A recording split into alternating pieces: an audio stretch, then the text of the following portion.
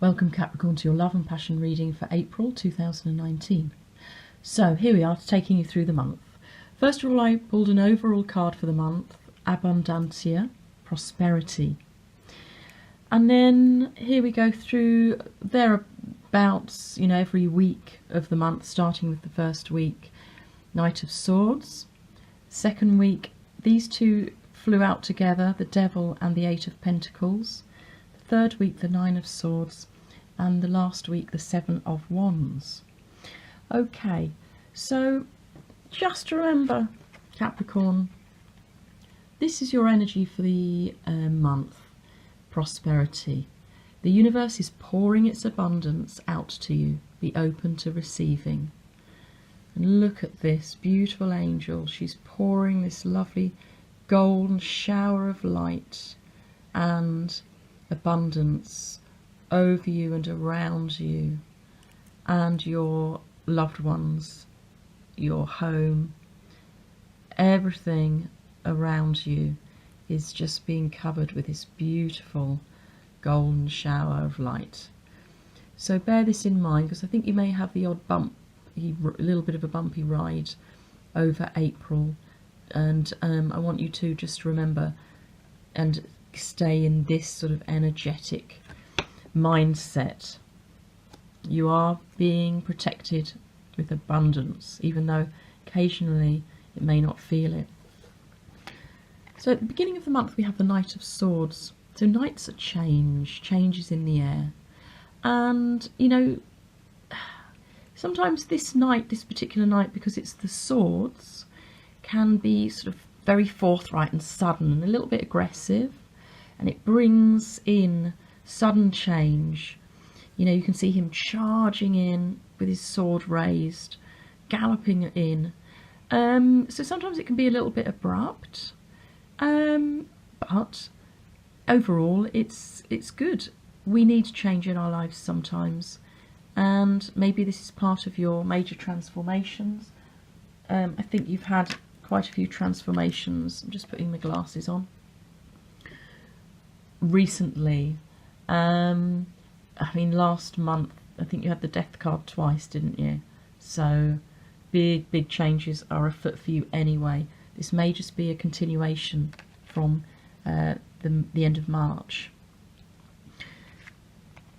Don't allow yourself to drop into this kind of energy where you are feeling a little bit worried, or you've got doubts or fears, because most of the time these are self-imposed. They're just thoughts.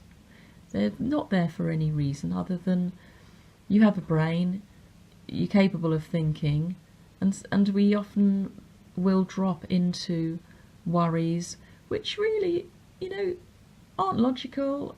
They're just in your head. They don't exist anywhere else.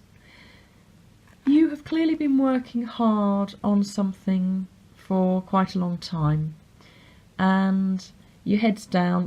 You've made 8 of these pentacles. The 10, when you get to 10, you've completed a cycle in your love life. This is a love and passion reading. And maybe you're just getting a little bit bored or frustrated that it's not all there yet. So don't let yourself drop into that energy. Just a little heads up really for you for the second, and actually also I think the third week of April, because here we are in the third week. You have the Nine of Swords, which again is about worrying, over worrying.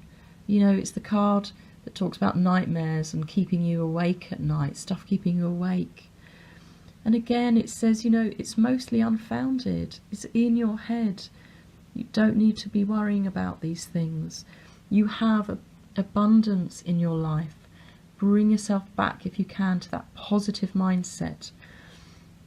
Sometimes it's useful to imagine your guardian angel is holding out a bucket for you to put your worries and fears into, and so that they can take it away for resolving in the divine, in the universe, in heaven, wherever, and whatever word you want to give it.